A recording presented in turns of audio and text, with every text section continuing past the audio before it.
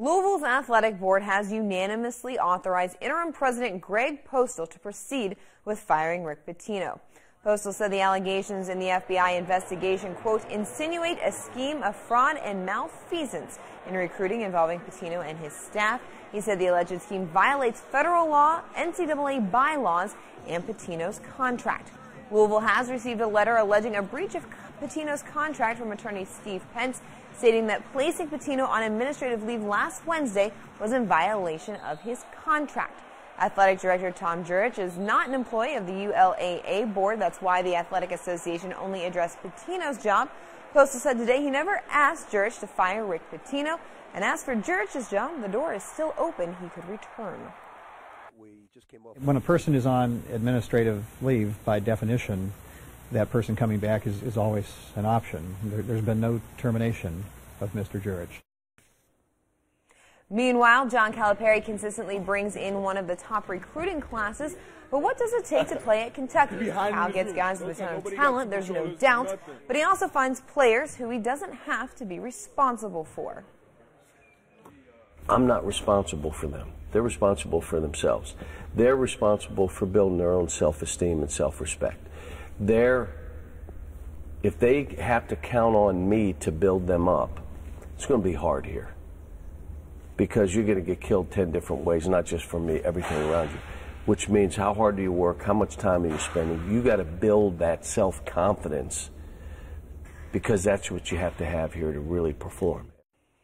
Well, one of Cal's former players, Malik Monk, scored 5 points in his NBA preseason debut, including a 3 from the corner. Michael Gilchrist had 6, but Boston wins 94-82.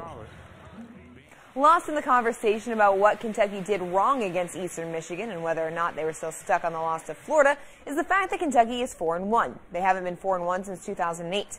With games coming up against Missouri, Tennessee, and Vanderbilt, it was brought up that it's possible UK could be in contention for the SEC East. Mark Stoops, though, didn't want to hear anything about it. You must be new in here. You can't say anything like that. Don't you dare say anything positive. Don't let these guys corrupt you. No, it's always 1 week. You know, it really is. And you hear me say it often, but it's the truth. You know, there's no getting around. The highs in this business are very high. The lows are very low. And somehow you got to get back to par on Monday.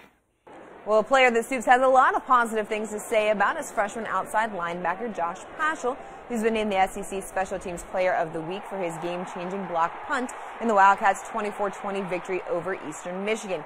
Baby Blitz, as he's affectionately called, also registered a quarterback hurry and a sack with Josh Allen. And don't forget to head to the LEX 18 High School Sports Zone Facebook page to vote for our Game of the Week. The poll closes Thursday at 6. We'll have more LEX 18 news after this.